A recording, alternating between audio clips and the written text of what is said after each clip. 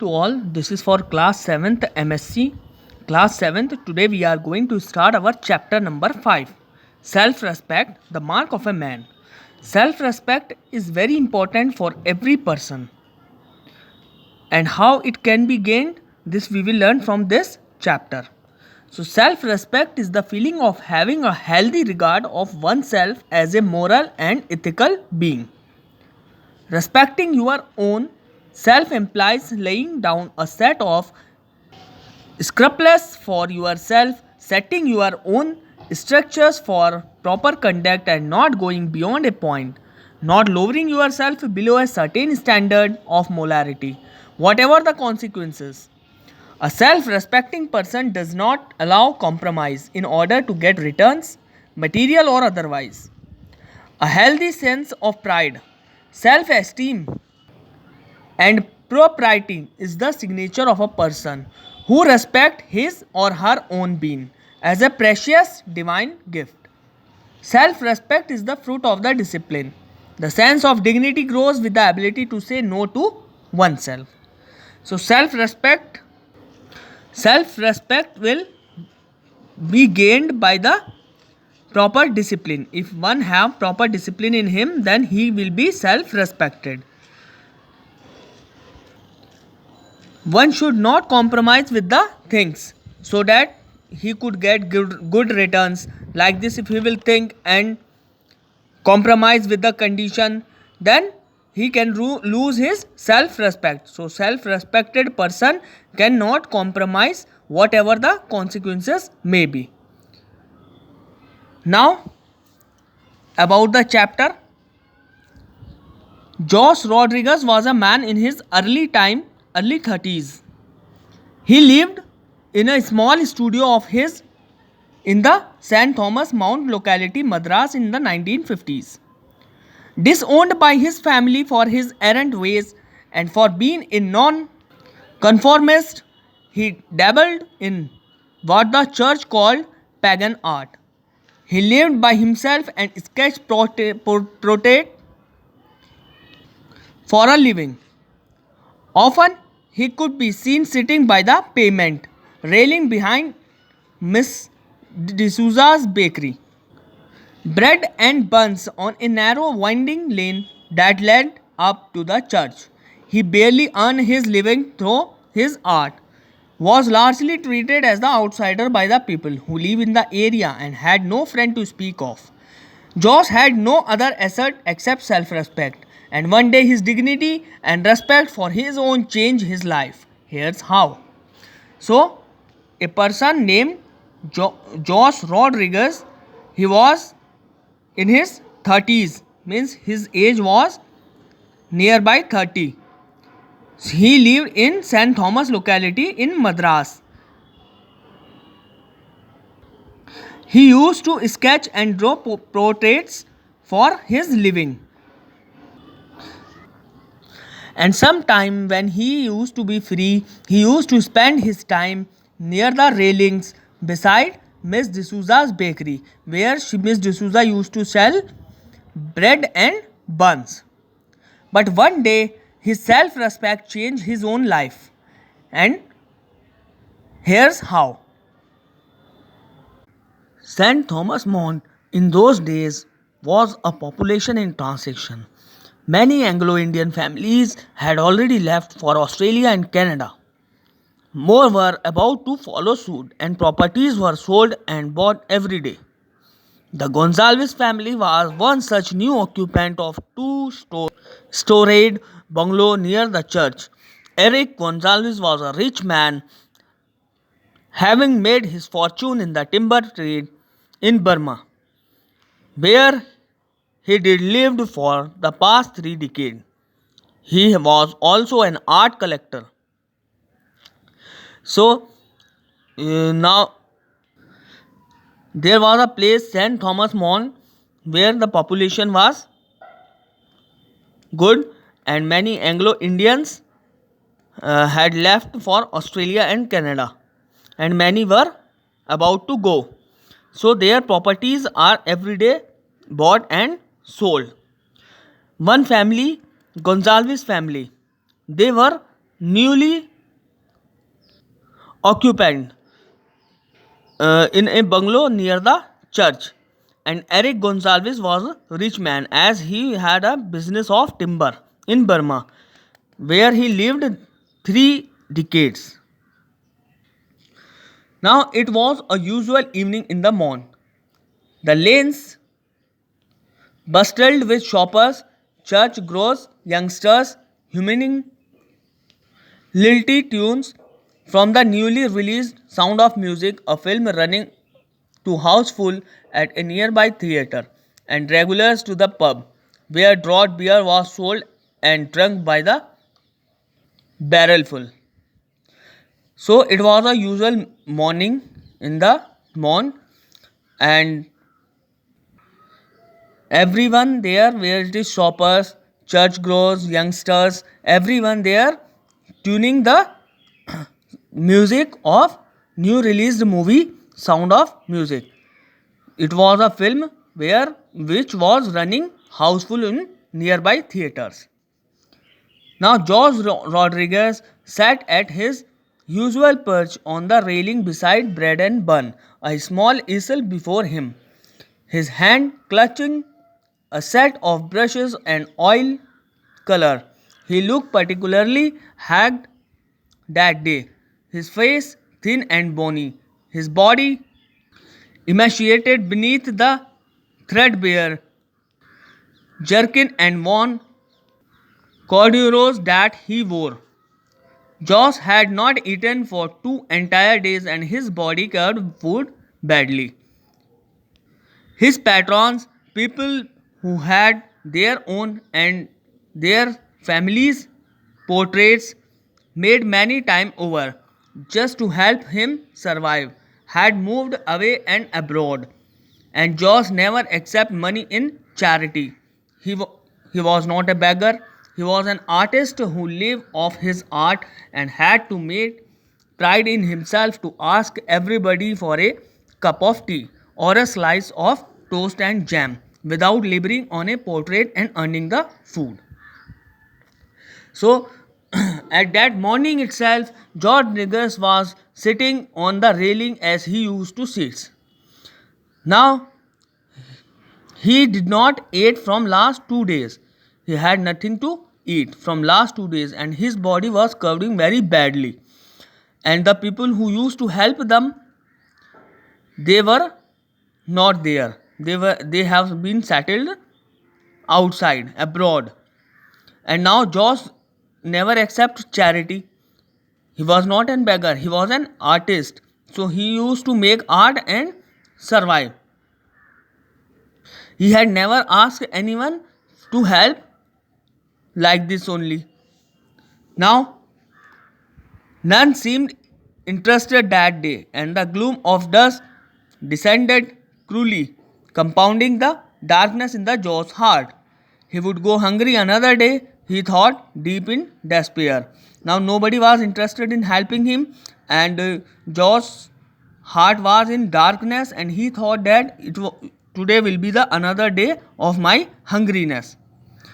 Now, Eric Gonsalves watched the artist keenly from the neon lit pub, sitting at a window as he sipped his sixth mug of tangy beer. He had heard of the man who did portrait in return for nothing more than a meal or two. He had watched then thin, bearded man sketch a young couple's picture using charcoal and white pastel a couple of days ago and was impressed. He knew talent when he saw it. He was also a shrewd businessman and knew where money was to be minted from. Josh Rodriguez was a profitable business prospect for him, and he had no intention of letting this opportunity go unveiled. So, Eric Gonsalves was watching everything what Josh is doing. He had also heard about this man that this man is making portrait only for a meal. He also watched some of his portrait like bearded man sketch, young couple picture and a white pastel, and he was very impressed with Josh. Now, as Eric was a profitable businessman, so he knew where he has to invest the money. Good evening, my good young man, said Eric effusively, stepping up to the artist who was already folding up his easel, ready to leave. Well, good evening, sir. Josh mumbled back in surprise. The stranger was well dressed, he noticed. Would you like to have your picture done, sir? He asked hopefully as his stomach rumbled and his knee trembled with weakness. I most certainly would, said Eric with a benevolent smile. But I suppose it a bit too late today, he said, glancing at the dim light that the bakery's glass display let out onto the pavement. If you did be kind enough to accompany me to my studio, sir. It's right over there. The hunger pang had returned with a vengeance. It will take half an hour at the most, sir. He was pleading now, seeing the reluctance in the richly attired gentleman's eye. So Eric come up to the artist. He wished good evening. Then the artist was surprised by seeing that man, and he replied, good evening, sir. He saw that the stranger is well dressed, so he asked hopefully whether you would like to have your picture.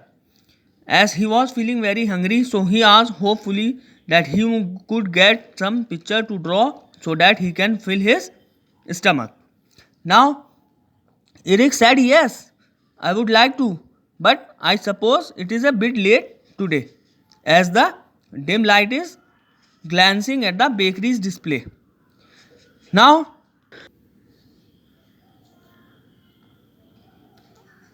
Gonzalez sat himself on the shabby coach as the artist began to make his painting. It was a tiny garret with a single window looking above the lane.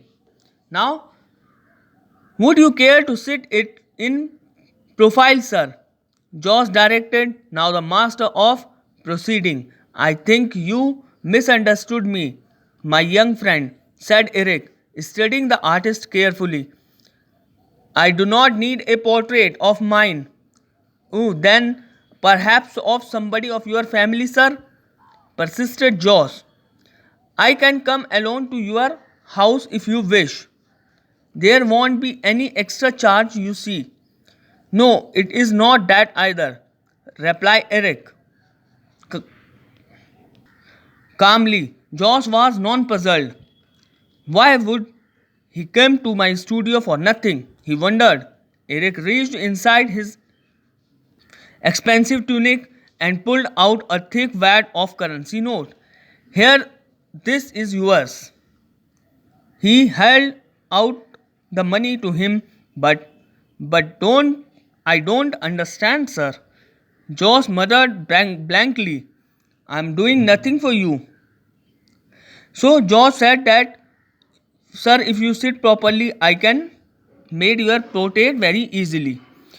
Then Eric said, you misunderstood me. I did not came here to make my own portrait. Then Josh said, oh, it's not your portrait, then maybe someone in your family. It's okay, sir. I can come to your house and there will not be any extra charge of coming.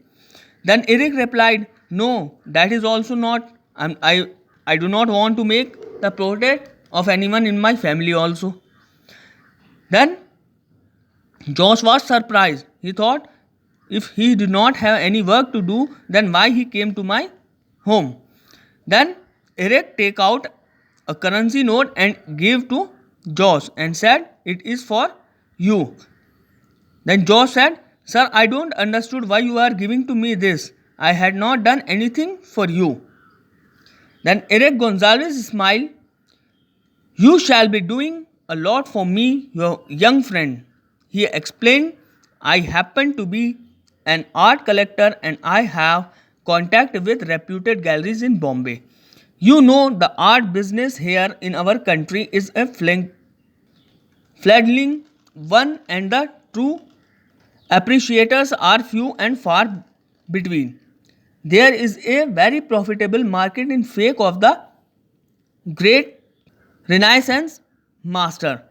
I will pay you 5,000 rupees for each fake that you paint. I will get you a new, much larger studio, all the best material to paint with, he offered. What's more, I will gift you your own house in Pondicherry. It's a lovely place and you can work in peace with no worries of where the next meal is coming from, he said, watching him intently. So now, George Eric smiled and said that till now you had not done anything for me, but in future you might be doing the things for me. There is a reputed gallery in Mumbai, so you have to draw your painting and you have to present in that gallery. See, I am the art business, and you know the art business in our country is flagging one, and the true appreciator are few. So, if you will do this for me, then I will pay you 5,000 rupees for every paint, and also I will bought you the larger studio than this. And then apart from this, I will give you a house in Pondicherry where you will not have any worried for the next meal. Now, Josh Rodriguez was very angry. He had never been insulted like this before. Paint fakes. He could never in his life commit such a sacrilege. He respected art and could not, for any amount of money, do what this man demanded of him. So George Rodriguez, after hearing this, was very angry. He thought this man is insulting the paint. And George Rodriguez had never been insulted like this. George Rodriguez respected the art and he could not do anything for such amount of money. Now, sir, I have never before been impolite to the guest of mine, he spoke, controlling himself with great effort. You are a good judge of human frailty, but a poor one of human strength, he said, looking directly into the man's eye. Please leave. I can do nothing for you. He turned his back on him, ignoring the rumbling in his stomach.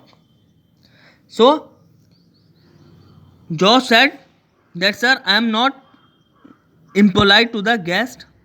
He had controlled his anger inside, and further he said, sir, you are a good judge of human but a poor human strength. Please leave, sir. I cannot do anything for you. He turned back, ignoring his stomach also. So this was the till here I am explaining you today. In next video I will explain you further. Till then, thank you.